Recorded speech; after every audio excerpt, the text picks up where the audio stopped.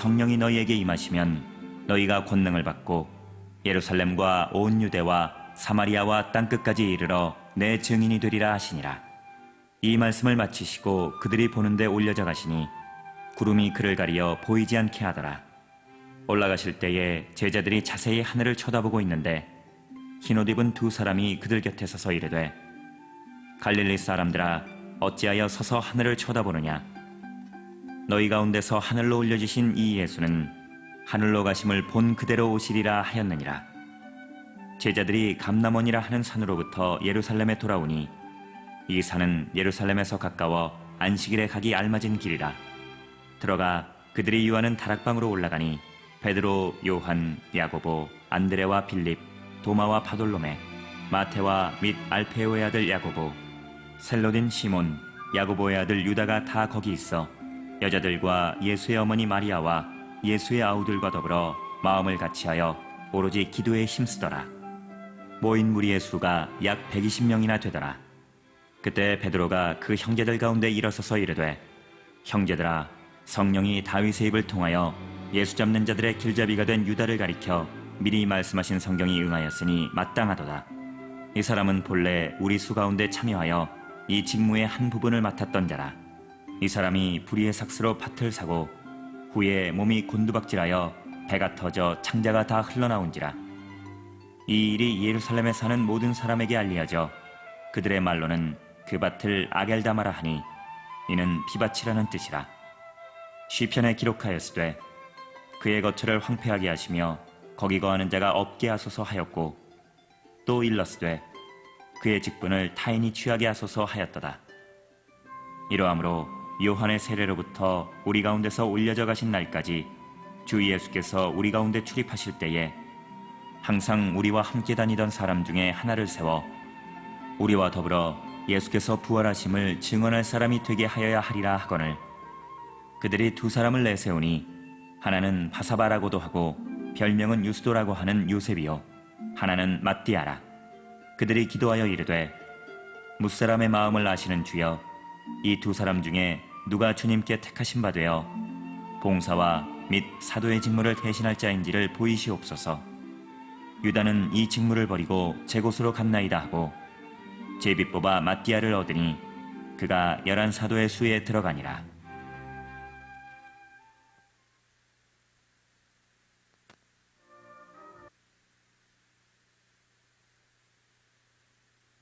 네, 오늘 사도행전 1장 먼저 봤는데요. 제가 1장을 우리가 좀 설명을 하고 그 다음에 이제 2장 듣고 또 설명을 하고 이렇게 좀 개론으로 하면서 나누려고 합니다. 그래서 오늘 사도행전의 내용들을 보실 때 우리가 주의해야 할 점, 또 중요한 점들을 몇 가지 제가 이렇게 말씀을 드리려고 합니다. 이 사도행전의 이제 개론을 조금 이제 설명을 드리면, 이 사도행전을 항상 우리가 제일 시작할 때 이 사도행전을 누가 썼냐? 누가 썼죠? 누가복음을 쓴 누가에 의해서 기록되었다라고 우리가 말합니다. 누가는 바로 바울의 동역자입니다. 그래서 바울의 동역자로서 또 이방인 의사였다는 의사, 그러니까 과학자죠. 그러니까 그래서 다른 제자들이 쓴 마태, 마가, 또 요한복음보다 훨씬 과학적이고 또 세련된 글을 쓰고 있다라는 것입니다. 그리고 굉장히 아주 중요한 특징들을 잘 표현하고 있다라고 할 수 있습니다. 그래서 사도행전과 이 누가복음의 동일한 수신자, 오늘 1장 1절에 누구라고 되어 있어요? 한번 1절 같이 읽어볼까요? 시작. 데오빌로요, 제가 먼저 쓴 화면을 보세요. 그래는 예수께서 일하시고 가르치기 시작하신 수신자가 누구예요? 데오빌로다라는, 그러니까 특정 개인이라기보다는 당시 예수님의 사역에 관심 있는, 그래서 이방인을 대표하는 상징적인 인물로 보기도 합니다. 그러니까 어떤 개인을 위한 것도 있지만 이방인들에게 예수 그리스도와 그 사역, 그 이후에 초대교회의 모든 일들을 소개하는 것을 표현한다는 것이죠. 그러니까 마태복음 하면 우리가 목적이 유대인들을 위한, 그러니까 유대인들을 대상으로 한 복음서입니다. 누가복음은 누구예요? 이방인들을 대상으로. 그래서 이 마태복음은 이제 수신자, 그 편지를 받는 사람들이 이스라엘 유대인들에게 복음을 전하기 위해서 구약을 많이 인용을 해요. 구약의 약속의 성취자가 바로 예수 그리스도다. 그래서 구약의 말씀들을 많이 인용을 하고요. 특별히 이제 이 유대인들이 굉장히 그런 선민의식이 강하잖아요. 자기들이 그 우월하다는 우월감이 뛰어나고, 유대인들은 또 그 남자에 대한 그 우월감이 또 뛰어나고, 그러니까 반대로 여자는 좀 무시하고, 또 이방인들을 유대인들은 상당히 아주 무시하죠. 지금도 마찬가지입니다. 그리고 또 주인과 종, 이런 그 어쨌든 이 유교적 문화가 심한 게 유대 문화예요. 그러면 이것을 이방인들이 볼 때는 이런 거를 좋아하겠어요? 이방 문화는 그렇지가 않잖아요. 그러니까 이 누가복음의 내용들을 잘 보면 이 관점이, 마태복음은 유대인을 중심으로 쓰여졌다면 누가복음은 굉장히 평등해요. 그래서 유대인이나 이방인이나 그 누가복음의 관점으로 보면 예수님이 유대인이나 이방인이나 어떻게 사랑해요? 똑같이 사랑하셔. 또 누가복음 관점으로 보면 남자나 여자나 예수님이 어떻게 돼요? 똑같이 돼. 뭐 여자라고 무시하고 그런 거 전혀 없어요. 그러니까 예수님의 관점에, 누가복음의 관점에서는 예수님은 이방인도 사랑하시고, 남자든 여자든 어떻게 똑같이, 다른 말로 하면 어른이나 아이나 아이들도 사랑하시고. 유교적 문화는 어때요? 아이들을 무시할 거 아니에요. 근데 예수님은 아이들이 내게로 오는 것을 막지 마라. 또 가난하고 뭐 헐벗고, 구약에서 말하는 나그네, 또 뭐 헐벗은 사람, 어려운 사람, 고아, 과부, 나그네, 이런 소외 계층들을 또 예수님이 돌보신다. 그러니까 유대인들은 어떤 종교적이고 권위적이고 어떤 우리로 말하면 유교적인 그런 관습이라면, 이 누가복음의 관점은 굉장히 예수님께서 이방인이나 누구에게도, 약자에게도 똑같이 복음을 전하시는, 사랑하시는 그러한 관점을 갖고 있어요. 그러니까 우리가 그 뭐 마태복음은 틀렸고 뭐 누가복음 맞다 이런 게 아니라 이 관점이 다른 거예요. 대상자가. 그래서 우리가 전체적인 또 관점에서 보면은 이 예수님의 제자들은 거의 유대인들을 위한 복음이에요. 그러다 보니까 굉장히 어떤 그 마태복음 같은 관점을 갖겠죠. 그러니까 뭐라 그래야 돼? 좀 보수적이라고 할 수 있겠죠. 좀 유교적인, 우리로 말하면 좀 보수적인. 그러니까 예수님 제자들은 유대인들의 그 보수적인 색깔을 갖고 있어요. 그럼 반대로 바울과 이 누가는 어떤 관점이에요? 좀 개방적인 관점이에요. 왜? 이방인들을 위한 복음이에요. 그러니까 이방인들을 위한 복음이면은 유대교적 색깔을 어때요? 조금 빼야죠. 율법적인 관점들을 좀 이렇게, 율법적인 관점으로 나가면 이방인들이 받아들이지 않을 거 아니에요. 그러니까 뭘 맞고 뭐가 틀린 게 아니라 그 우리가 복음을 전하려면 그들 눈높이에 맞게, 그죠? 우리가 그 문화적인 것을 가지고 접근을 한다라고 보시면 돼요. 그래서 우리가 이 누가복음의 연장선, 제2의 누가복음이 바로 이 사도행전이다. 그래서 복음이 유대인뿐만 아니라 이방인들에게도 전파가 된다. 한번 따라합시다. 복음의 보편성. 이 복음이 유대인들뿐만 아니라 누구에게요? 이방인에게 전파가 된다. 그래서 이 사도행전을 보면 초반에는 유대인들에게 복음을 전해요. 쫙 베드로를 중심으로. 그러다 갑자기 뒷부분에 가서 이 복음이 어디로 가요? 이방인들에게 가요. 그래서 이게 약간 이제 신학교로 가니까 저도 이걸 알려주더라고. 우리가 이 성경이라는 게 우리가 많은 구전으로 이렇게 쭉 내려왔잖아요. 쭉 내려왔는데 그 내려온 것에서 이제 구약 39권, 신약이 몇 권이죠? 27권이에요. 그러면 그 당시 많은 전통들, 많은 문헌들이 있었다고요. 저도 뭐 읽어보진 않지만 외경들, 뭐 도마복음도 있고 뭐 무슨 뭐 여러 그 복음서가 우리 성경이 나와 있는 게 이 외경이라 그래서 다른 그 서신서들도 있어요. 근데 그 안에서 뺄 건 빼고 넣을 건 넣고 이렇게 해서 신약 27권을 만든 거예요. 그럼 이것이 신약 27권이 만들기까지는 어떤 그런 기독교 공의회 같은 게 있었단 말이에요. 기독교 성경 공의회처럼. 그 공의회 가운데 크게 이 신약을 세팅하는 데 있어서 크게 보면은 아까 말씀드린 것처럼 예수님의 제자들 라인이 있어요. 라인이. 그럼 또 반대로 또 누구 라인이 있을까요? 사도 바울 라인이 있는 거예요. 두 가지. 그러니까 우리 베드로 나중에 복음서 보면 고린도에서 야 바울파, 베드로파, 뭐 그런 게 뭐가 중요하냐? 나는 뭐 아볼론이 아볼론은 굉장히 이성적인 또 사람이에요. 베드로는 예수님의 직속 제자고, 바울은 또 뭐예요? 이방인을 또. 근데 누구한테 복음을 들었느냐에 따라서 어떻게 되죠? 자기들 이렇게 색깔이 만들어지는 거예요.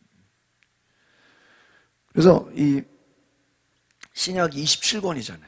27권이니까 여러분 성경을 잘 보면요. 예수님의 제자들로 구성해서 성경을 쓴 게 13권이에요. 신기하죠? 저 이거 신학교 가서 알았어. 그러면 사도 바울 관련해서 이 바울 계통으로 쓴 성경이 몇 개요? 13권이야. 그러니까 여러분 서로 이게 둘이 이게 우연은 아니겠죠. 그러니까 대등하게 하려고 했다는 거예요. 13권, 예수님 제자들 라인 13권, 바울 라인 13권 서로.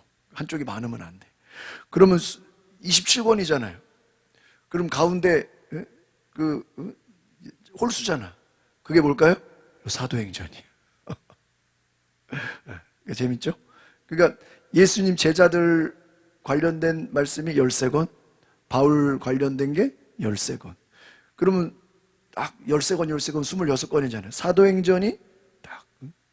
그래서 사도행전 잘 보면 초반에 베드로 중심으로 예수님 이야기로 제자들 이야기로 쭉 가다가 중간에 갑자기 주로 바뀌어버려요. 갑자기 베드로가 없어져 버리고 누가 등장할까요? 바울이 등장해. 그래서 뒷부분은 누구 이야기로 써져요? 사도 바울. 그러니까 우리 무슨 드라마 보다 보면은 갑자기 주인공이 바뀌는 것처럼 베드로 중심으로 가다가 누구로 바뀌어요? 바울로 싹 바뀌어. 그러니까 이 사도행전은 절반은 누구? 베드로. 뒷부분은 누구예요? 바울. 그래서 이게 대등하게 아주 참 그래서 성경이 신약의 27권이 이게 좀 대등하게 이렇게 잘 세팅이 됐다. 전부 다 제자들 것만 있으면 안 되고 또 전부 다 또 바울만 있으면 안 되겠죠. 두 가지가 잘. 그래서 참 성경이 좀 재밌어요. 알고 보면은. 그래서 이 윤리관에 있어서도 예수님의 윤리관은 제자들과 윤리관 또 이 바울의 윤리관은 달라요. 그러니까 좀 구체적으로 하면 예수님의 제자들은 예수님 뭐라 그랬죠? 너희들은 전도하러 갈 때 두버럭 가지지 말고 전대를 가지지 말고 그냥 가서 누가 주면 먹고 안 주면 먹지 말고 그냥 가서 복음을 전하라. 예수님의 라인이에요. 오늘날로 말하면 하나님의 일을 하려면 전임 사역을 해라. 다 그냥 이것저것 신경 쓰지 말고 오직 무슨 일만 해라? 주의 일만 해라. 온전한 사역자가 이게 아마 예수님과 제자들의 삶이야. 그런데 아까 누가는 뭐라 그랬죠? 의사야. 바울은요 텐트 메이커, 천막을 만들고 요즘으로 말하면 평신도 사역자야. 근데 자기 일도 하면서 복음을 전해. 누가는 의사면서 복음을 전해. 그러니까 평신도 사역에 여러분 선교사 나가면은 물론 전임으로 선교만 하는 목회자들, 선교사도 있지만 평신도 사역자들도 있어요. 있어요. 학교 선생님을 하면서 또 학원을 하면서 또 아이들 가르치면서 또 어떤 무슨 학교 교수를 하면서 또 어떤 일을 하면서 평신도 사역자들도 많거든요. 근데 하나님의 일은 뭐 평신도 사역자라고 뭐 규모가 작고 뭐 그렇지가 않아요. 얼마든지 열매를 보면요 사도 바울의 열매가 더 커요. 그러니까 이 둘이 서로 대립을 했어. 서로 관점이 다르니까. 그러다 보니까 그러니까 이것은 서로 그렇잖아요. 평신도이면서도 얼마든지 하나님의 일을 많이 하는 사람도 있고 그렇죠. 우리가 알 수 없는 거죠. 또 목회자로서 또 하나님의 일을 많이 하는 사람도 있고 그러니까 우리가 비교할 수. 그래서 어쨌든 이 사도행전을 보면 초반에는 예수님의 제자들 이야기로 쭉 나오다가 후반부는 누구로 가요? 바울 이야기로 이렇게 잘 세팅이 되어 있다는 것입니다. 그래서 이 특별히 우리가 큰 의미를 보면 한번 따라합시다. 교회의 정체성, 이 신앙 공동체의 기원. 어떻게 교회가 생겼냐? 그래서 성령으로 말미암아 교회가 생겼고 교회의 사명이 어떻게 되었는지. 또한 이 사도행전의 가장 중요한 것은 따라합시다. 성령의 사역 그리고 하나님의 역사 이 두 가지를 우리가 보게 돼. 성령이 역사하시는 가운데 하나님이 어떻게 이 처음에 제자들 유대인으로 시작한 복음이 이제 바울에게 또 전해져서 이방인들에게 복음이 전해지는 그 놀라운 것을 보게 돼. 그럼 사도행전이 언제 쓰여졌냐? AD 60년. 예수님 돌아가신 게 33년이라면 예수님 돌아가시고 한 30년이 지나서 이 사도행전이 쓰여진 거예요. 언제? 바울이 로마 감옥에 갇혀 있을 때, 이 60년, 요 당시는. 그러니까 요한계시록이 AD 85년 요 정도 보거든요. 그러니까 또 나중에 쓰여졌죠. 그러니까 AD 60년, 62년. 보통 70년 이후로 보는 사람도 있는데, 그것은 우리가 정확하게 알 수는 없죠. 그래서 예루살렘 성전이 파괴된 게 AD 70년입니다. 예루살렘이 다 파괴된 그런. 그 전후로 보는 학자들도 있다라는 것입니다. 그래서 이 기록 장소는 어디냐? 로마다. 또 바울이 갇혀있던 그러한 감옥, 그곳에서 쓰여졌다라고 얘기합니다. 그 바울 영화를 보면요, 저도 참 그 바울 영화 보면은 바울이 감옥에 갇혀 있는데 누가가 바울을 이렇게 수행원처럼 감옥 밖에서 이렇게 수행원 역할을 해요. 그러면 바울이 그 감옥에 앉아가지고 이렇게 말을 하면 누가가 바울의 내용을 다 어떻게 받아쓰기를 해요. 받아쓰기 참 감동적이에요. 몰랐을 때는 바울이 이렇게 편지를 쓴다고 생각하죠. 그게 아니라 바울이 감옥에서 뭘 해요? 말을 해. 그 누가가 뭐 하는 거예요? 받았어요. 바울이 좀 눈이 어두웠다는 얘기도 있고 여러 가지 좀 몸이 좀 힘들었겠죠. 바울은 말하면 누가는 받았어요. 그럼 누가가 받아 쓴 걸 가지고요. 그 영화를 보면은 초대교회로 가요. 그 교회로 딱 가면 그 편지를 가져가면요. 편지를 딱 주면은 이제 지금은 복사기가 있으니까 복사기가 없잖아요. 그럼 바울이 편지 쓴 걸 가지고 이 사람이 이걸 받아 쓰고 이 사람이 여기다 받아 쓰기 하는 사람이 한 10명 쫙 있어. 그럼 바울이 편지 쓴 걸 받아 써가지고 어떻게 하는 거예요? 이제 그거를 또 요즘으로 말하면 지금은 택배나고 편지가 있지만 옛날에는 어떻게 해요? 직접 사람이 또 전달해. 그러니까는 여러분 생각해요. 바울이 감옥에서 설교한 거를 누가가 받아 써가지고 초대교회에 갖다 주면 그걸 가지고 이제 요즘으로 말하면 집사들이 여러분들이 옛날로 말하면 다 이제 받아쓰기 해야 돼. 받아 써가지고요. 그럼 이제 남자들이 그걸 어떻게 해야 돼? 배송을 해야 돼. 직접 갖다 줘야 돼. 그렇게 해서 옛날에는 복음이 전해진 거예요. 지금은 우리가 게다가 과학이 발전해서 하지만 이게 얼마 되지 않죠. 그래서 같이 이 사도행전이 기록되지 않았겠나 하는 것입니다. 그래서 이 사도행전의 시작은 한번 따라합시다. 예루살렘으로부터 복음이 전파된다. 두 번째는 유대와 사마리아. 세 번째는 땅끝까지. 그래서 이 세 가지 1장부터 8장은 예루살렘에서의 복음 전파가 나오는 거예요. 예수님이 승천하시고 오순절 성령 임하시고 초대교회가 만들어지고 또 스데반이 순교로 인해서 핍박을 당해. 그래서 사도행전의 참 이 특징은요, 성령의 역사가 일어나고 또 고난의 박해가 있고 또 성령의 역사하고 또 고난을 당하고 감옥에 갇히고 또 막 순교 당하고 무슨 동전의 앞뒷면처럼요, 성령이 역사하는데 또 막 핍박, 어떻게 말하면 마귀가 역사한다 그래야 되나요? 고난이 있고 핍박이 있고 이 막 두 가지가 막 같이 나와요. 8장부터 12장까지는 유대와 사마리아부터 복음이 전파돼요. 그래서 빌립이 사마리아로 또 복음을 전하고요. 또 이제 이 중간에 바울이 회심을 해요. 이방인의 선교가 시작되죠. 그리고 또 베드로가 고넬료 집에, 이방인의 집에 가면서 이방인의 집에 막 방언을 말하고 성령을 받고 이방인의 복음이 시작되는 게 이제 12장 이 중반부터 이제 나오는 거예요. 그러니까 이 사도행전이 28장이잖아요. 그러니까 전반부는 유대인들에게 복음을 전하면서 후반부는 복음이 어디로 가요? 이방인으로 가는 거예요. 그러면서 이제 바울이 1차, 2차, 3차, 13장부터 28장까지는 전도 여행, 선교 여행으로 땅끝까지 복음을 전한다. 그래서 로마에서 활동하고 복음을 전한다. 그러니까 예루살렘으로부터 시작한 복음이 어디로 가는 거예요? 땅끝까지. 전도로 시작해서 선교로 이어진다는 것입니다. 그래서 이 사도행전의 전체적인 특징은 바로 성령의 역사다. 그래서 성령으로 말미암아 복음이 전해지고 교회가 세워지고 그 교회를 통해서 이제 복음이 확산되는데 아까 말씀드린 것처럼 이방인에게까지 복음이 전해. 그러니까 여러분 복음의 시작은 제일 가까운 사람들로부터 시작돼요. 가정, 우리 이웃, 가까운 사람들이 우리 어제 오후 예배 때 나다나엘, 빌립, 나다나엘, 또 시몬 이렇게 가까운 친구, 가족들로부터 시작이 돼서 이웃에게, 이방인들에게까지 전해지는 것입니다. 그래서 이 교회는 결국은 뭐하냐? 복음을 전하는 공동체로서 영향력을 끼친다. 시대에 또 이방인들에게까지. 그래서 하나님의 섭리는 뭐냐? 하나님의 계획은 뭐냐? 어떻게 해서든 복음이 퍼져나가는 거예요. 복음이 계속 전달되는 거예요.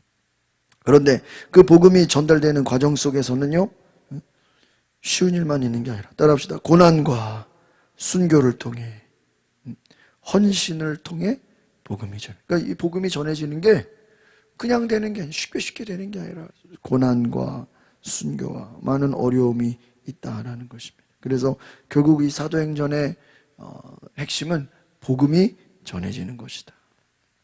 무엇을 통해서? 성령의 역사를 통해서 복음이 전해지고 또 교회가 어떻게 이 복음을 전하는 사명을 잘 감당할 것인가.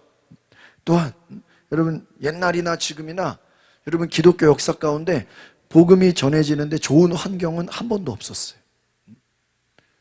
항상 이 복음을 전하는 것에는요 고난이 있어요. 아무리 뭐 세상이 교회를 환영하고 교회를 좋아한다 할지라도요 막상 우리가 전도할 때는요 고난이 있어요. 고난 속에서도 하나님을 신뢰하고 끝까지 복음을 전한다라는 것입니다. 이것이 중요한 과정이다라고 할 수 있습니다. 그래서 잠깐 이제 개론을 설명드렸고 2장을 또 제가 함께 보겠습니다. 2장 말씀을 성경을 보시길 바랍니다. 2장 보겠습니다.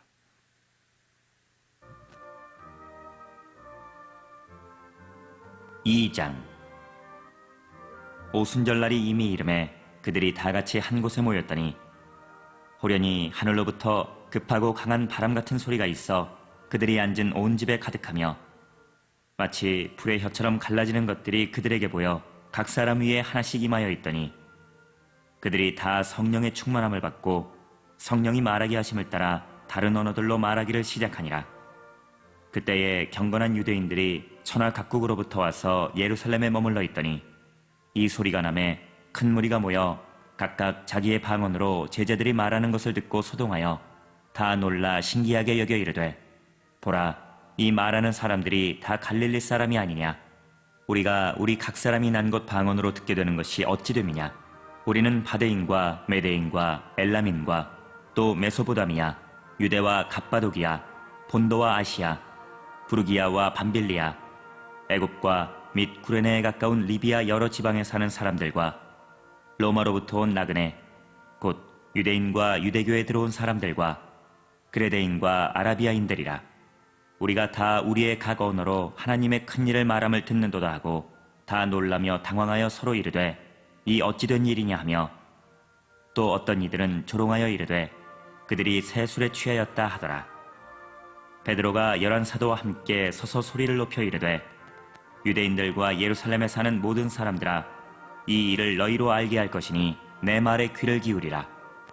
때가 제3시니 너희 생각과 같이 이 사람들이 취한 것이 아니라 이는 곧 선지자 요엘을 통하여 말씀하신 것이니 일러스되 하나님이 말씀하시기를 말세에 내가 내 영을 모든 육체에 부어주리니 너희의 자녀들은 예언할 것이요 너희의 젊은이들은 환상을 보고 너희의 늙은이들은 꿈을 꾸리라. 그때 내가 내 영을 내 남종과 여종들에게 부어주리니 그들이 예언할 것이요 또 내가 위로 하늘에서는 기사를 아래로 땅에서는 징조를 베풀리니 곧 피와 불과 연기로다. 주의 크고 영화로운 날이 이르기 전에 해가 변하여 어두워지고 달이 변하여 피가 되리라. 누구든지 주의 이름을 부르는 자는 구원을 받으리라 하였느니라. 이스라엘 사람들아, 이 말을 들으라. 너희도 아는 바와 같이 하나님께서 나사렛 예수로 큰 권능과 기사와 표적을 너희 가운데서 베푸사 너희 앞에서 그를 증언하셨느니라. 그가 하나님께서 정하신 뜻과 미리 아신 대로 내준 바 되었거늘 너희가 법 없는 자들의 손을 빌려 못 박아 죽였으나 하나님께서 그를 사망의 고통에서 풀어 살리셨으니 이는 그가 사망에 매여 있을 수 없었습니다. 다윗이 그를 가리켜 이르되 내가 항상 내 앞에 계신 주를 배웠으며 나로 요동하지 않게 하기 위하여 그가 내 우편에 계시도다. 그러므로 내 마음이 기뻐하였고 내 혀도 즐거워하였으며 육체도 희망에 거하리니 이는 내 영혼을 음부에 버리지 아니하시며 주의 거룩한 자로 썩음을 당하지 않게 하실 것이미로다. 주께서 생명의 길을 내게 보이셨으니 주 앞에서 내게 기쁨이 충만하게 하시리로다 하였으므로 형제들아, 내가 조상 다윗에 대하여 담대히 말할 수 있노니 다윗이 죽어 장사되어 그 묘가 오늘까지 우리 중에 있도다. 그는 선지자라. 하나님이 이미 맹세하사 그 자손 중에서 한 사람을 그 위에 앉게 하리라 하심을 알고 미리 본고로 그리스도의 부활을 말하되 그가 음부에 버림이 되지 않고 그의 육신이 썩음을 당하지 아니하시리라 하더니 이 예수를 하나님이 살리신지라. 우리가 다 이 일의 증인이로다. 하나님이 오른손으로 예수를 높이심에 그가 약속하신 성령을 아버지께 받아서 너희가 보고 듣는 이것을 부어주셨느니라. 다윗은 하늘에 올라가지 못하였으나 친히 말하여 이르되 주께서 내 주에게 말씀하시기를 내가 내 원수로 내 발등상이 되게 하기까지 너는 내 우편에 앉아있으라 하셨도다 하였으니 그런즉 이스라엘 온 집은 확실히 알지니 너희가 십자가에 못 박은 이 예수를 하나님이 주와 그리스도가 되게 하셨느니라 하니라. 그들이 이 말을 듣고 마음에 찔려 베드로와 다른 사도들에게 물어 이르되 형제들아, 우리가 어찌할꼬 하거늘 베드로가 이르되 너희가 회개하여 각각 예수 그리스도의 이름으로 세례를 받고 죄사함을 받으라. 그리하면 성령의 선물을 받으리니 이 약속은 너희와 너희 자녀와 모든 먼데 사람 곧 주 우리 하나님이 얼마든지 부르시는 자들에게 하신 것이라 하고 또 여러 말로 확증하며 권하여 이르되 너희가 이 패역한 세대에서 구원을 받으라 하니 그 말을 받은 사람들은 세례를 받으매 이날에 신도의 수가 3,000이나 더하더라. 그들이 사도의 가르침을 받아 서로 교제하고 떡을 떼며 오로지 기도하기를 힘쓰니라. 사람마다 두려워하는데 사도들로 말미암아 기사와 표적이 많이 나타나니 믿는 사람이 다 함께 있어 모든 물건을 서로 통용하고 또 재산과 소유를 팔아 각 사람의 필요를 따라 나눠주며 날마다 마음을 같이하여 성전에 모이기를 힘쓰고 집에서 떡을 떼며 기쁨과 순전한 마음으로 음식을 먹고 하나님을 찬미하며 또 온 백성에게 칭송을 받으니 주께서 구원받는 사람을 날마다 더하게 하시니라.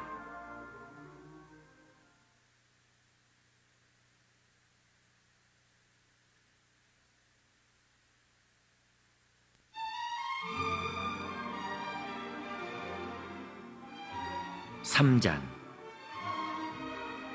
제9시 기도 시간에 베드로와 요한이 성전에 올라갈새 나면서 못 걷게 된 이를 사람들이 메고 오니 이는 성전에 들어가는 사람들에게 구걸하기 위하여 날마다 미문이라는 성전문에 두는 자라.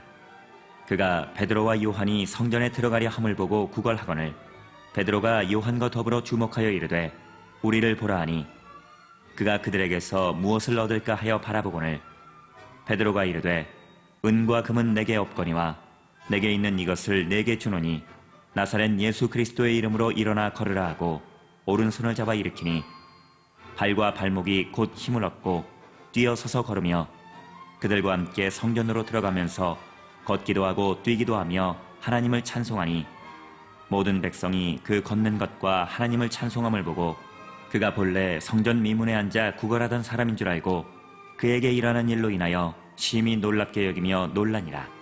나은 사람이 베드로와 요한을 붙잡으니 모든 백성이 크게 놀라며 달려나아가 솔로몬의 행각이라 불리우는 행각에 모이거늘 베드로가 이것을 보고 백성에게 말하되 놀랍게 여기느냐?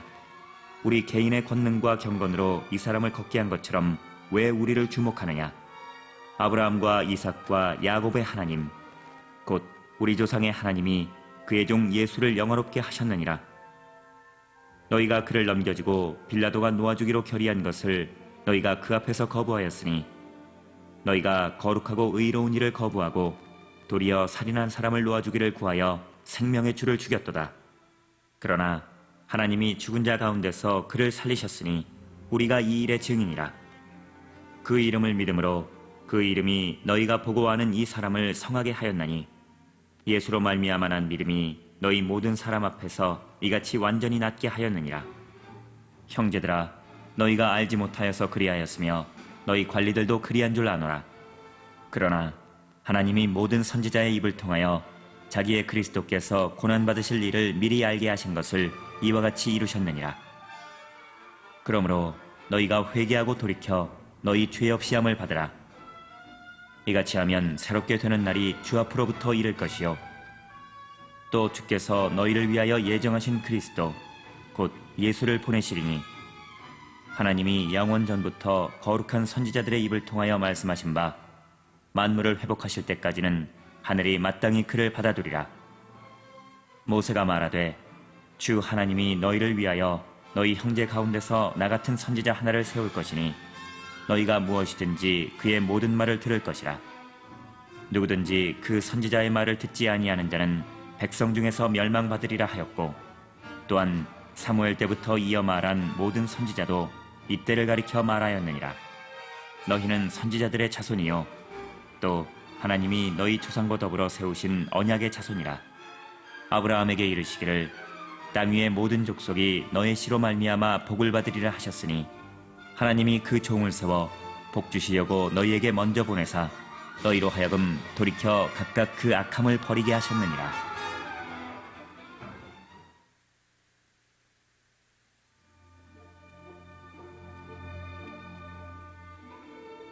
사장. 사도들이 백성에게 말할 때에 제사장들과 성전 맡은 자와 사두개인들이 이르러 예수 안에 죽은 자의 부활이 있다고 백성을 가르치고 전함을 싫어하여 그들을 잡음에 날이 이미 저물었으므로 이튿날까지 가두었으나 말씀을 들은 사람 중에 믿는 자가 많으니 남자의 수가 약 5천이나 되었더라. 이튿날 관리들과 장로들과 서기관들이 예루살렘에 모였는데 대제사장 안나스와 가야바와 요한과 알렉산더와 및 대제사장의 문중이 다 참여하여 사도들을 가운데 세우고 묻되 너희가 무슨 권세와 누구의 이름으로 이 일을 행하였느냐? 이에 베드로가 성령이 충만하여 이르되 백성의 관리들과 장로들아 만일 병자에게 행한 착한 일에 대하여 이 사람이 어떻게 구원을 받았느냐고 오늘 우리에게 질문한다면 너희와 모든 이스라엘 백성들은 알라. 너희가 십자가에 못 박고 하나님이 죽은 자 가운데서 살리신 나사렛 예수 그리스도의 이름으로 이 사람이 건강하게 되어 너희 앞에 섰느니라. 이 예수는 너희 건축자들의 버린 돌로서 집 모퉁이의 머릿돌이 되었느니라. 다른 이로서는 구원을 받을 수 없나니 천하 사람 중에 구원을 받을 만한 다른 이름을 우리에게 주신 일이 없음이라 하였더라. 그들이 베드로와 요한이 담대하게 말함을 보고 그들을 본래 학문 없는 범인으로 알았다가 이상히 여기며 또 전에 예수와 함께 있던 줄도 알고 또 병 나은 사람이 그들과 함께 서 있는 것을 보고 비난할 말이 없는지라. 명하여 공회에서 나가라 하고 서로 의논하여 이르되 이 사람들을 어떻게 할까? 그들로 말미암아 유명한 표적 나타난 것이 예루살렘에 사는 모든 사람에게 알려졌으니 우리도 부인할 수 없는지라. 이것이 민간에 더 퍼지지 못하게 그들을 위협하여 이후에는 이 이름으로 아무에게도 말하지 말게 하자 하고 그들을 불러 경고하여 도무지 예수의 이름으로 말하지도 말고 가르치지도 말라 하니 베드로와 요한이 대답하여 이르되 하나님 앞에서 너희의 말을 듣는 것이 하나님의 말씀을 듣는 것보다 옳은가 판단하라. 우리는 보고 들은 것을 말하지 아니할 수 없다 하니 관리들이 백성들 때문에 그들을 어떻게 처벌할지 방법을 찾지 못하고 다시 위협하여 놓아주었으니 이는 모든 사람이 그 된 일을 보고 하나님께 영광을 돌림이라. 이 표적으로 병 나은 사람은 40여 세나 되었더라. 사도들이 노임에 그 동료에게 가서 제사장들과 장로들의 말을 다 알리니 그들이 듣고 한 마음으로 하나님께 소리를 높여 이르되 대주제여 천지와 바다와 그 가운데 만물을 지은 이시요 또 주의 종 우리 조상 다윗의 입을 통하여 성령으로 말씀하시기를 어찌하여 열방이 분노하며 족속들이 허사를 경영하였는고 세상의 군왕들이 나서며 관리들이 함께 모여 주와 그의 그리스도를 대적하도다 하시니로소이다. 과연 헤롯과 본디오 빌라도는 이방인과 이스라엘 백성과 합세하여 하나님께서 기름 부으신 거룩한 종 예수를 거슬러 하나님의 권능과 뜻대로 이루려고 예정하신 그것을 행하려고 이 성에 모였나이다.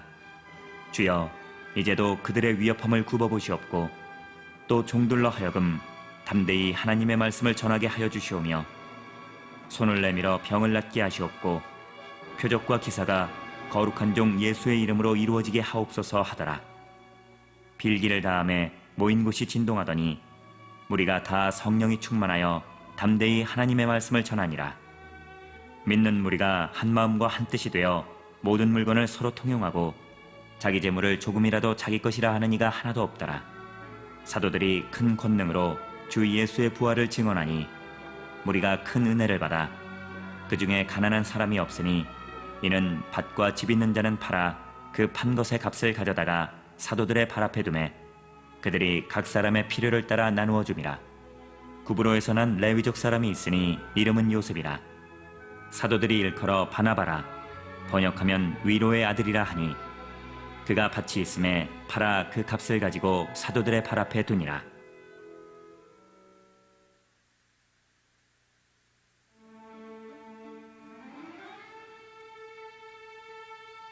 오장. 아나니아라 하는 사람이 그의 아내 삽비라와 더불어 소유를 팔아 그 값에서 얼마를 감춤해 그 아내도 알더라. 얼마만 가져다가 사도들의 발 앞에 두니 베드로가 이르되 아나니아야 어찌하여 사탄이 내 마음에 가득하여 내가 성령을 속이고 땅값 얼마를 감추었느냐. 땅이 그대로 있을 때에는 내 땅이 아니며 판 후에도 내 마음대로 할 수가 없더냐. 어찌하여 이 일을 내 마음에 두었느냐. 사람에게 거짓말한 것이 아니요 하나님께로다. 아나니아가 이 말을 듣고 엎드려져 혼이 떠나니 이 일을 듣는 사람이 다 크게 두려워하더라. 젊은 사람들이 일어나 시신을 싸서 메고 나가 장사하니라. 3시간쯤 지나 그의 아내가 그 일어난 일을 알지 못하고 들어오니 베드로가 이르되 그 땅 판값이 이것뿐이냐 내게 말하라 하니 이르되 예 이것뿐이라 하더라. 베드로가 이르되 너희가 어찌 함께 꾀하여 주의 영을 시험하려 하느냐. 보라 내 남편을 장사하고 오는 사람들의 발이 문 앞에 이르렀으니 또 너를 메어 내가리라 하니 곧 그가 베드로의 발 앞에 엎드려져 혼이 떠나는지라. 젊은 사람들이 들어와 죽은 것을 보고 메어다가 그의 남편 곁에 장사하니 온 교회와 이 일을 듣는 사람들이 다 크게 두려워하니라. 사도들의 손을 통하여 민간에 표적과 기사가 많이 일어나매 믿는 사람이 다 마음을 같이하여 솔로몬 행각에 모이고 그 나머지는 감히 그들과 상종하는 사람이 없으나 백성이 칭송하더라. 믿고 죽게로 나아오는 자가 더 많으니 남녀의 큰 무리더라. 심지어 병든 사람을 메고 거리에 나가 침대와 요 위에 누이고 베드로가 지날 때에 혹 그의 그림자라도 누구에게 덮일까 바라고 예루살렘 부근에 수많은 사람들도 모여 병든 사람과 더러운 귀신에게 괴로움받는 사람을 데리고 와서 다 나음을 얻으니라. 대제사장과 그와 함께 있는 사람 즉 사두개인의 당파가 다 마음의 시기가 가득하여 일어나서 사도들을 잡아다가 옥에 가두었더니 주의 사자가 밤에 옥문을 열고 끌어내어 이르되 가서 성전에 서서 이 생명의 말씀을 다 백성에게 말하라 하매 그들이 듣고 새벽에 성전에 들어가서 가르치더니 대제사장과 그와 함께 있는 사람들이 와서 공회와 이스라엘 족속의 원로들을 다 모으고 사람을 옥에 보내어 사도들을 잡아오라 하니 부하들이 가서 옥에서 사도들을 보지 못하고 돌아와 이르되 우리가 보니 옥은 든든하게 잠기고 지키는 사람들이 문에 서 있으되 문을 열고 본즉 그 안에는 한 사람도 없더이다 하니 성전 맡은 자와 제사장들이 이 말을 듣고 의혹하여 이 일이 어찌 될까 하더니 사람이 와서 알리되 보소서 옥에 가두었던 사람들이 성전에 서서 백성을 가르치더이다 하니 성전 맡은 자가 부하들과 같이 가서 그들을 잡아왔으나 강제로 못함은 백성들이 돌로 칠까 두려워함이더라. 그들을 끌어다가 공회 앞에 세우니 대제사장이 물어 이르되 우리가 이 이름으로 사람을 가르치지 말라고 엄금하였으되 너희가 너희 가르침을 예루살렘에 가득하게 하니 이 사람의 피를 우리에게로 돌리고자 함이로다. 베드로와 사도들이 대답하여 이르되 사람보다 하나님께 순종하는 것이 마땅하니라. 너희가 나무에 달아 죽인 예수를 우리 조상의 하나님이 살리시고 이스라엘에게 회개함과 죄사함을 주시려고 그를 오른손으로 높이사 임금과 구주로 삼으셨느니라. 우리는 이 일의 증인이요 하나님이 자기에게 순종하는 사람들에게 주신 성령도 그러하니라 하더라. 그들이 듣고 크게 노하여 사도들을 없이하고자 할세 바리새인 가말리엘은 율법 교사로 모든 백성에게 존경을 받는 자라. 공회 중에 일어나 명하여 사도들을 잠깐 밖에 나가게 하고 말하되 이스라엘 사람들아 너희가 이 사람들에게 대하여 어떻게 하려는지 조심하라. 이전에 드다가 일어나 스스로 선전하매 사람이 약 400명이나 따르더니 그가 죽임을 당함에 따르던 모든 사람들이 흩어져 없어졌고 그 후 호적할 때에 갈릴리의 유다가 일어나 백성을 꿰어 따르게 하다가 그도 망한즉 따르던 모든 사람들이 흩어졌느니라. 이제 내가 너희에게 말하노니 이 사람들을 상관하지 말고 버려두라. 이 사상과 이 소행이 사람으로부터 났으면 무너질 것이요 만일 하나님께로부터 났으면 너희가 그들을 무너뜨릴 수 없겠고 도리어 하나님을 대적하는 자가 될까 하노라 하니 그들이 옳게 여겨 사도들을 불러들여 채찍질하며 예수의 이름으로 말하는 것을 금하고 놓으니 사도들은 그 이름을 위하여 능욕받는 일에 합당한 대로 여기심을 기뻐하면서 공회 앞을 떠나니라. 그들이 날마다 성전에 있든지 집에 있든지 예수는 그리스도라고 가르치기와 전도하기를 그치지 아니하니라.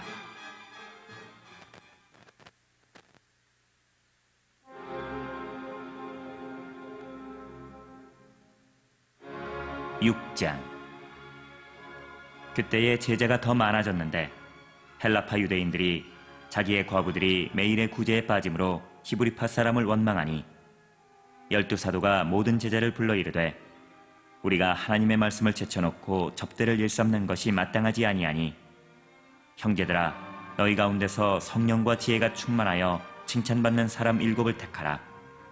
우리가 이 일을 그들에게 맡기고 우리는 오로지 기도하는 일과 말씀 사역에 힘쓰리라 하니 온 무리가 이 말을 기뻐하여 믿음과 성령이 충만한 사람 스데반과 또 빌립과 브로고로와 니가노르와 디몬과 바메나와 유대교에 입교했던 안디옥 사람 니골라를 택하여 사도들 앞에 세우니 사도들이 기도하고 그들에게 안수하니라. 하나님의 말씀이 점점 왕성하여 예루살렘에 있는 제자의 수가 더 심히 많아지고 허다한 제사장의 무리도 이 도에 복종하니라. 스데반이 은혜와 권능이 충만하여 큰 기사와 표적을 민간에 행하니 이른바 자유민들 즉 구레네인, 알렉산드리아인, 길리기아와 아시아에서 온 사람들의 회당에서 어떤 자들이 일어나 스데반과 더불어 논쟁할세 스데반이 지혜와 성령으로 말함을 그들이 능히 당하지 못하여 사람들을 매수하여 말하게 하되 이 사람이 모세와 하나님을 모독하는 말을 하는 것을 우리가 들었노라 하게 하고 백성과 장로와 서기관들을 충동시켜 와서 잡아가지고 공회에 이르러 거짓 증인들을 세우니 이르되 이 사람이 이 거룩한 곳과 율법을 거슬러 말하기를 마지 아니하는도다. 그의 말에 이 나사렛 예수가 이곳을 헐고 또 모세가 우리에게 전하여 준 규례를 고치겠다 함을 우리가 들었노라 하거늘 공회 중에 앉은 사람들이 다 스데반을 주목하여 보니 그 얼굴이 천사의 얼굴과 같더라.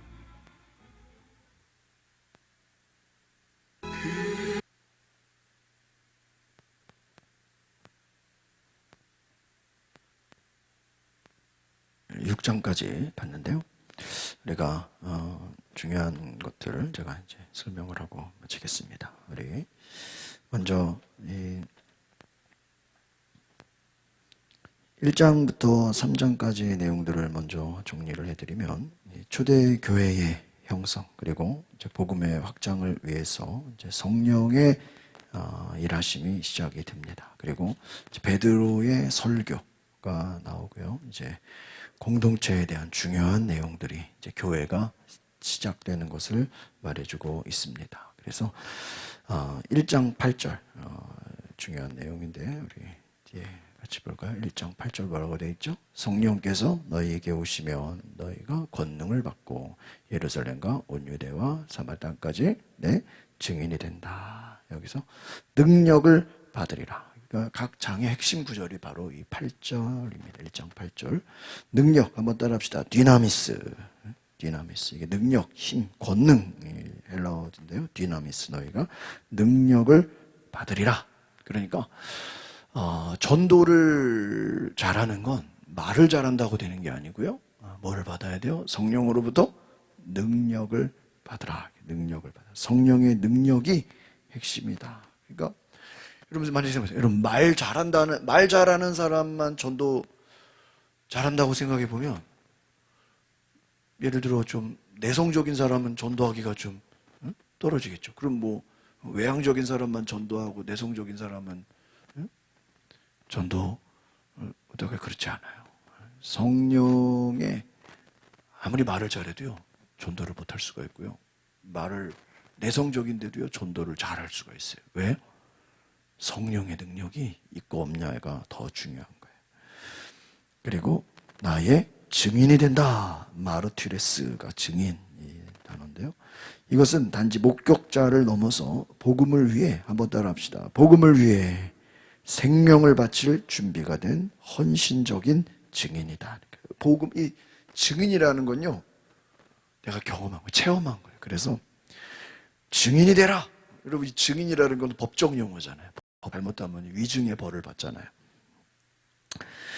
우리가 목격자뿐만 아니라 복음을 위해서 내가 생명을 바칠 준비가 된 헌신적인 사람. 그러니까 증인이 되려면 성령을 받아야 돼. 그 사도행전의 시작은 뭐예요? 성령의 역사예요.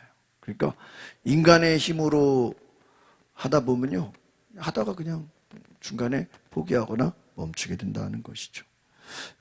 그 다음에 이제 2장으로 가서 이제 4절에 보면은 그들이 다른 언어로 말하기 시작한다. 그렇게 나와 있어요.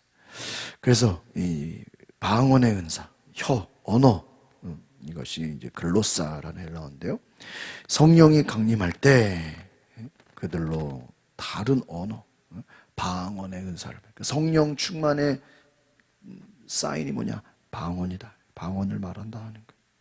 그런데 그것이 그냥 말하게 되는, 내가 방언을 막 하고 싶다고 되는 게 아니고, 따라합시다. 성령의 말하게 하심을 따라. 여기서 성령은 푸뉴마, 많이 쓰죠. 푸뉴마. 이 성령을 가리켜, 이 성령의 주도적인, 성령이 막 이끌어가는 성령의 역사, 그것이 푸뉴마. 이제 3장에 와서 이제 중요한 것은 6절. 은과 금은 내게 없거니와. 베드로가 기적의 역사가 일어나죠. 그래서 이 은과 금, 물질의 부유함. 나는 은과 금으로 너희를 돕는 것이 아니라 엔토 오노마티 예수 그리스도. 예수 그리스도의 이름으로. 이 오노마 한번 따라합시다. 오노마 이게 뭐냐면요 이름이에요. 오노마티 예수 그리스도 하면 예수 그리스도의 이름으로 이렇게 얘기해요. 예수 그리스도의 이름으로 이것은 권위와 능력을 상징하는 거예요. 예수의 이름과 능력, 은과 금이 아니라. 여러분 세상은 다 돈이 파워죠. 돈으로 사람을 사기도 하고 돈으로 뭐 사람을 시키기도 하고 뭐 사고 팔고 다 돈이. 그런데 여러분 걷지 못하는 사람을 걷게 하는 거 돈으로 돼요? 평생을 안진뱅이로 성전 앞에서 구걸하는 사람을 돈 준다고 해결이 돼요? 돈으로 그 사람의 물질적인 필요는 도울 수 있지만 그 사람의 운명을 바꾸지는 못해요. 그런데 예수의 이름으로 일어나 걸어라. 여러분 만약에 주변에 병든 사람한테 너 내가 돈으로 도와주는 게 좋니? 네 병에서 고침받는 게 좋니? 뭘 더 좋아할까요? 에? 에? 뭐가 더 좋아요? 병 고침받는 게 당연히 좋죠.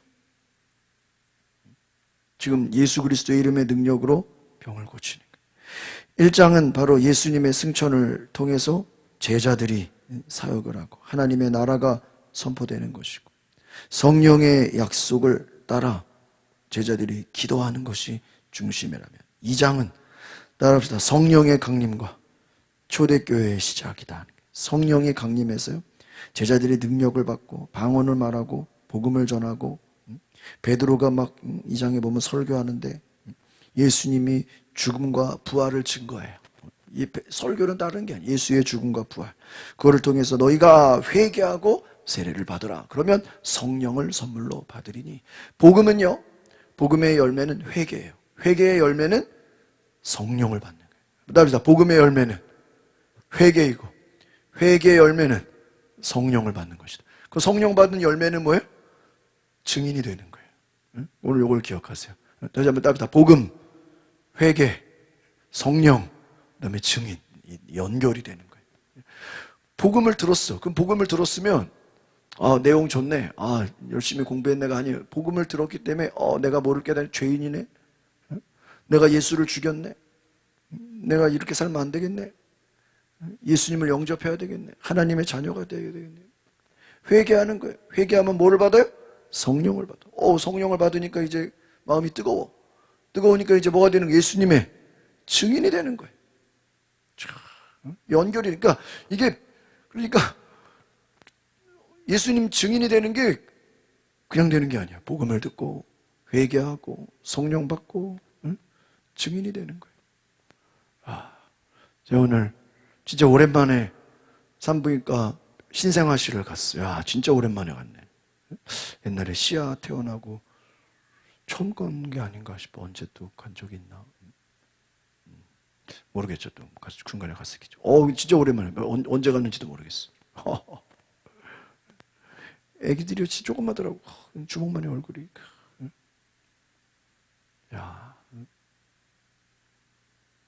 애들마다요. 그 신생아들도 애들끼리 얼굴이 다 다르더라고. 이렇게. 약간 남자애는 조금 이렇게 뭐라 그럴까? 좀 남자애 같아. 여자애는 또 여자. 다 애들이 이렇게 얼굴이 이렇게 딱. 금방 막 어떤 애는 막 어제 태어난 애도 있더라고요. 막 근데 애들이 진짜 요만해. 근데요 참 보면서요. 생명이 태어난다는 건 정말 오랜만에 신생아를 봤는데 너무나 새로웠어요. 여러분 우리가 이 생명이 태어나는 게 얼마나 귀합니까? 그런데 그 생명이 그냥 살면요 죄인으로 사는 거예요. 아무리 애들이 귀엽고 뭐 전진난만해도요 예수 안 믿으면 평생 어떻게 사는 거예요? 죄인으로 살아가는 거예요. 죄인으로 살다가 지옥 가는 거예요. 아무리 뭐 이 땅에서 돈이 많든 권력이 있든 뭐 힘이 있든 뭐 부자든 뭐 무슨 사장님이든 뭐 이 땅에서 살다가 지옥 가는 거예요. 왜? 죄인이기 때문에. 그러나 여러분 이 땅에서 살면 좀 뭐예요? 예수를 믿으면 하나님의 자녀로 하나님의 백성으로 살아가는 거예요. 여러분 이게 얼마나 귀합니까? 그래서 베드로의 설교를 통해서 예수의 죽음과 부활과 회개와 세례를 촉구한다는 거예요. 3장에 베드로와 요한이 성전 미문에서 앉은뱅이를 예수의 이름으로 치유하면서 여러분이 앉은뱅이를 예수의 이름으로 치유한 사건이 초대교회의 본격적인 시작이 돼요. 그러니까 교회의 시작은 성령의 역사다라는 거예요. 여러분 이 당시에도 유대인들은요 로마의 식민 지배 아래 있었어요. 그래서 여러분 지금 여전히 힘든데 유대교와 기독교의 갈등이 점점 심화됐어요. 그러는 가운데 오순절이 시작이 됐어요. 여러분 유대인들이 모세의 율법을 기념하면서 점점 이제 사람들이 막 충만한 은혜를 나누게 돼요. 그래서 이 유대인들에게 이 성전은 바로 종교적인 사회적인 중심지가 되었다라는 것입니다. 그래서 예수의 사역이 한번 따라합시다. 율법의 전통을 넘어서 점점 확장된다 하는 거예요. 그래서 이 치유의 역사를 통해서 여러분 율법의 전통을 넘어서 확장해. 그러니까 여러분 율법은 그 안에 뭐 율법 전했다고 막 치유 역사가 일어나진 않잖아요. 근데 성령의 역사를 통해서 이게 확장이 되는 거예요. 그리고 이제 성령의 역사를 통해서 교회가 시작되고 이제 막 예언의 말씀이 막 역사가 되고 예수의 이름을 통해서 놀라운 막 은혜가 나타납니다. 그럼 이제 성령의 약속은 뭐랑 연결이 되냐? 기도의 능력으로 연결이 돼요. 그러니까 성령이 역사한다는 것은 결국은 뭐냐? 기도에 전념한다는 거예요. 그러니까 그러니까 동전의 앞뒷면이 있는 것처럼 성령을 뒤집으면 뭐예요? 기도예요. 그러니까 성령의 역사는 곧 기도다. 성령 충만은 아까 방언이라 그랬죠. 방언이 뭐예요? 기도죠.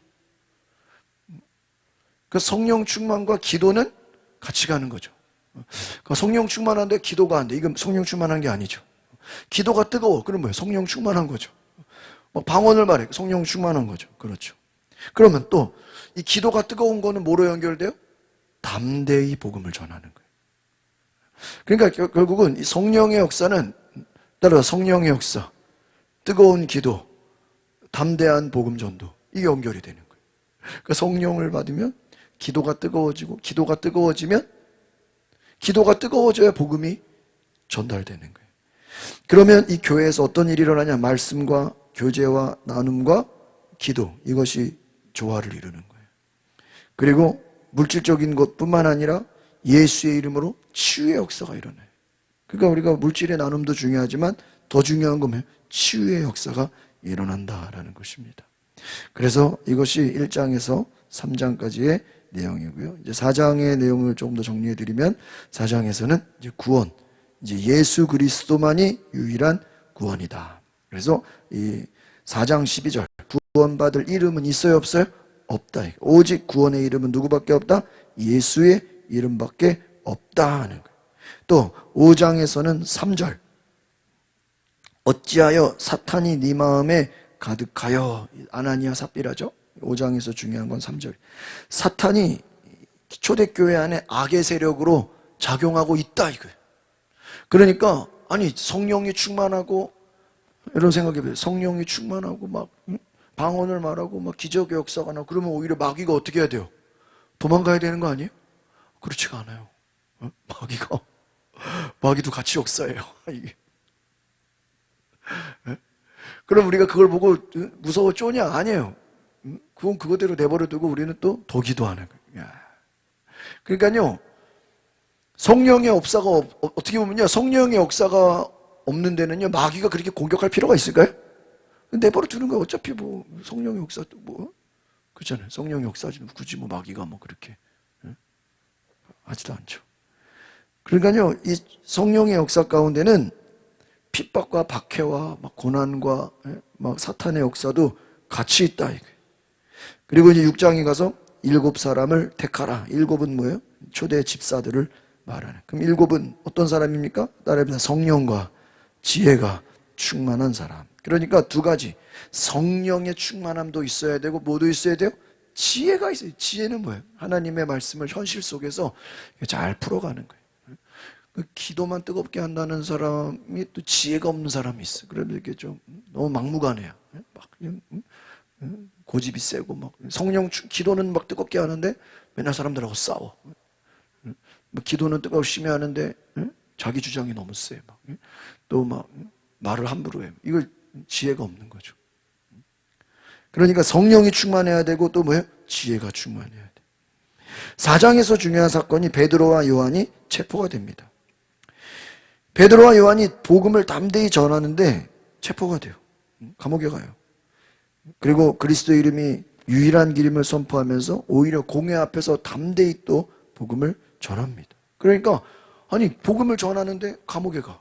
그렇게 또 체포가 돼서 또 재판을 받아. 그런데요, 오히려 거기 재판을 받으러 가면서 더 예수의 이름을 어떻게 해요? 더 담대히 전해버려. 5장에서는 바로 아나니아 삽비라 사건이 나온다 그랬죠. 이 초대교회 아나니아 삽비라 사건을 통해서 하나님의 공의가 나오는 거예요. 따라합시다. 하나님의 공의. 이게 뭐냐? 사도들의 기적과 표적이 나타나면서 복음이 전파되는데 교회가 막 성장해. 근데 여러분 생각해, 교회가 성장하는데 결국은 아나니아 삽비라가 사탄의 역사를 하며 그들이 거짓말을 함으로 인해서 어떻게 되죠? 죽어요. 여러분, 아니 어떻게 교회 안에서 사람들이 죽습니까? 그런데 그 일을 통해서 사람들이 더 무서워하게 되고 더 두려워하게 되고 복음이 더 크게 전파돼. 근데 복음이 더 크게 전파되면서 또 핍박을 받아. 그리고 또 풀려나게 되고. 그러니까 이 지금 5장 6장으로 가면서 성령의 역사와 또 박해의 역사와 또 막 사람이 죽기도 하고 막 순교를 당하기도 하고 감옥에 gat히기도 하고 풀리기도 하고 막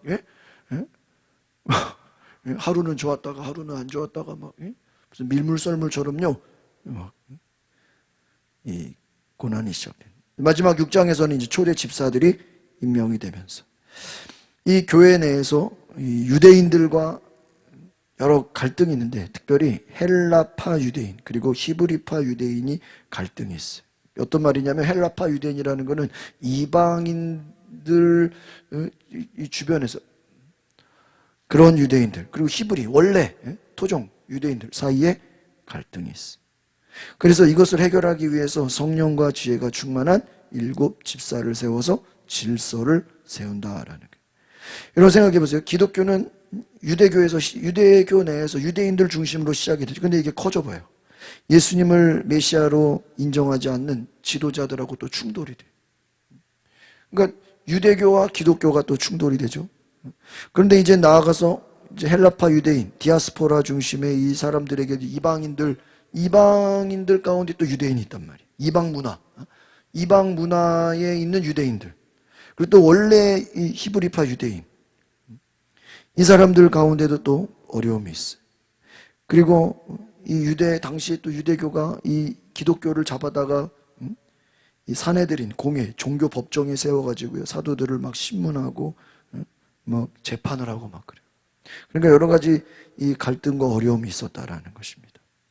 그런데 초대교회가 그런 막 갈등과 어려움과 여러 가지 혼란에도 불구하고 성도들이 막 서로 재산을 공유하고 서로의 필요를 채우고 막 가난한 사람을 도와주고 막 땅을 팔아서 막 교회에 바치고 막 서로를 막 채워주는 일들이 일어나요. 이게 어떤 것이냐면요. 이 사도행전 시대적인 배경은요. 굉장히 개인주의적이었어요. 그 사람들이 자기 것을 절대로 남에게 주지 않아. 자기만 잘해야 돼. 굉장히 욕심이 많고 개인주의인데 성령이 역사하고 막 교회가 부흥하고 교회 사람들이 모이면서 네 거 내 것이 없고 서로 어떻게 해요? 막 공동체가 되는 거예요. 막 내 것을 남에게 주고 다른 사람 것을 막 필요를 채우고 이 집사들을 통해서 막 그 필요가 채워지고 교회 안에서 막 서로 공유하고 막 함께 쓰고 함께 나누고 막 이런 일들이 일어나는. 그러니까 이게 바로 성령의 역사라는 것이죠. 그래서 우리가 성령의 역사를 통해서 공동체가 세워지고 이 공동체는 사람들이 헌신하게 되고 물질을 나누게 되고 또 핍박을 두려워하지 않고 담대하게 막 복음을 막 전해버리는 거예요. 그러니까 실제로 그 집사들이 임명이 되면서 전문화가 되는 거예요. 복음을 담대히 전하고 또 막 구제활동도 하게 되고 또 어려운 사람 가서 직접 도와주기도 하고 또 나가서 전도하기도 하고 담대하게 복음을 전한다라는 것입니다. 그리고 공동체가 하나님 앞에 기도하고 예배하는 일에 열심히 한다. 이 5장 29절에 가장 중요한 말씀이 하나 있습니다. 한번 찾아볼까요? 5장 29절. 5장 29절 한번 같이 읽어볼까요?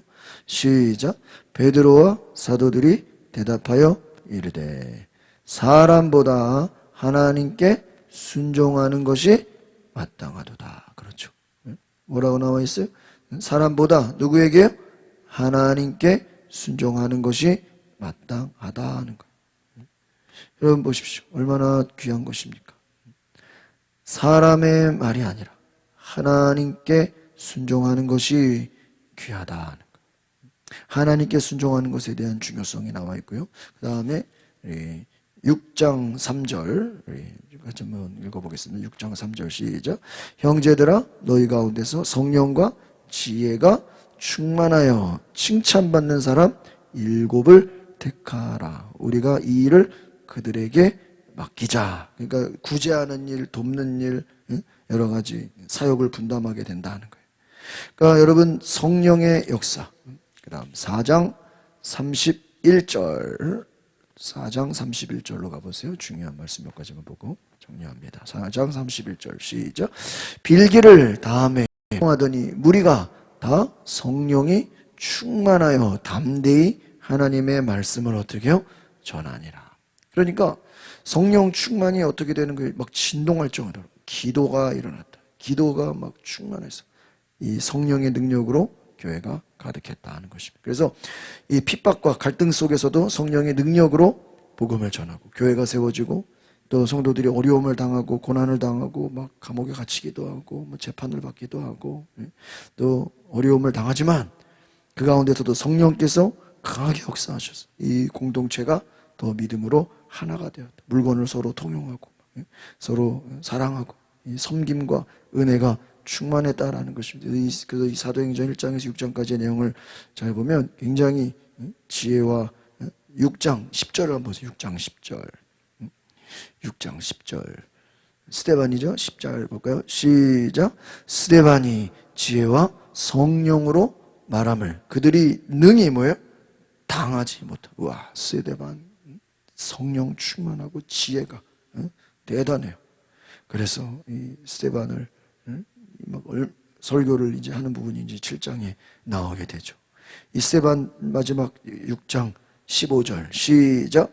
공회 중에 앉은 사람들이 다 스데반을 주목하여 보니 그 얼굴이 무슨 얼굴이요?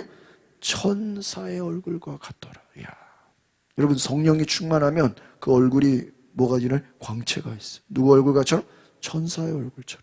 여러분 이런 놀라운 내가 있다라는 것입니다. 그래서 우리가 성령과 지혜로 충만할 때 하나님께서 우리의 얼굴이 천사와 같이 은혜와 권능이 충만한 6장 8절 한 번 더 보세요. 6장 8절 6장 8절 보겠습니다. 시작. 스데반이 은혜와 권능이 충만하여 큰 기사와 표적을 민간에게 행했다. 야, 은혜가 충만하고요. 성령이 충만해서 기사와 표적, 막 기적의 역사가. 여러분 이 초대교회의 집사는요. 그냥 봉사만 하는 게 아니라 전도하고요. 기적이 일어나고 막 은혜가 충만하고 권능이 있고. 야, 거의 뭐 사도들하고 비슷해요. 그래서 이 스데반 집사를 통해서 하나님이 놀랍게 일하시는 어떻게 보면 지금 바울보다 더 크게 하나님이 역사하시는 그런 제2의 바울 스데반 하나님이 굉장히 강하게 역사하셨다. 우리 같이 오늘 6장을 보면서 중요한 사건들만 몇 가지 이렇게 봤는데 굉장히 중요하죠. 내일부터는 우리 7장부터 또 한 6장 정도 같이 또 13장까지 보면서 중요한 말씀들 저희가 또 요약해 드리도록 하겠습니다. 기도합시다. 하나님 감사합니다. 저희가 정말 오늘 사도행전 말씀을 통해서 하나님의 말씀을 알게 하시고 복음을 알게 하시고 이 말씀이 들려지는 곳마다 성령이 충만하여 하나님의 나라가 확장되고 하나님이 일하시고 하나님이 말씀하신 귀한 은혜를 보게 하여 주옵소서. 우리 성도들 성령 충만함으로 믿음으로 달려가며 하나님 앞에 온전히 쓰임받는 주의 거룩한 종 되게 하셔서 스데반과 같이 베드로와 같이 요한과 같이 정말 성령의 능력으로 예수 그리스도의 이름과 그 권능으로 우리가 복음을 전하게 하옵소서. 담대히 복음을 전할 때 하나님 나라가 확장되는 놀라운 기적의 역사를 보게 하옵소서. 예수님의 이름으로 기도합니다. 우리 시간에 함께 동성으로 기도합시다. 하나님, 우리 새해를 사도행전으로 시작합니다. 하나님, 성령의 역사가 일어나는 교회, 우리 공동체, 우리 가정, 우리 개인 한 사람 한 사람이 스데반처럼 은혜와 성령이 충만하여 베드로와 같이 성령이 충만하여 하나님 말씀을 담대히 전하는 오로지 기도에 힘쓰는 은혜와 성령으로 충만케 해달라고 우리 다 같이 오늘 말씀을 생각하시면서 주여 한번 부르고 동성으로 기도하겠습니다. 주여,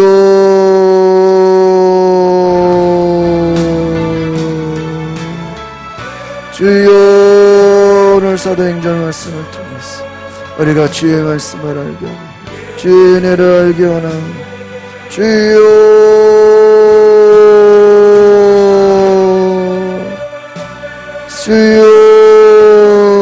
임하소서. 성령이여 오소서.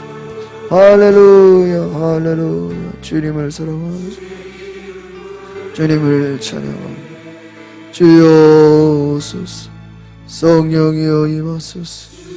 아버지 하나님 은혜를 내려 주옵소서. 아버지 하나님 말씀하여 주옵소서. 주의 은혜가 충만케 하소서. 주의 사랑 오늘이를 잡아주소서. 주님 성령을 부으소서. 사도행전의 성령의 역사 오늘 우리의 삶에 일어날 수 있도록 주님 인도하여 주옵소서.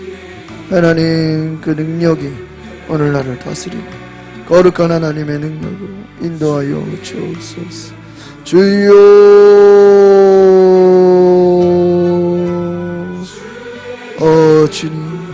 주님을 사랑하고 주님을 바라봅니다. 성령님 오시옵소서. 오늘 아버지의 사랑과 능력으로 인도하여 주시옵소서.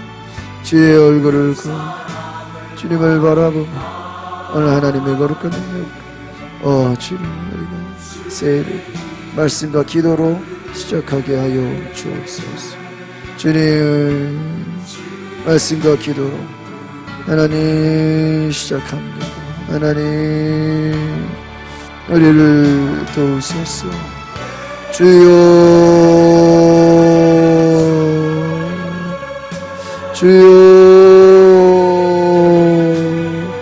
성령이여 오소서. 주님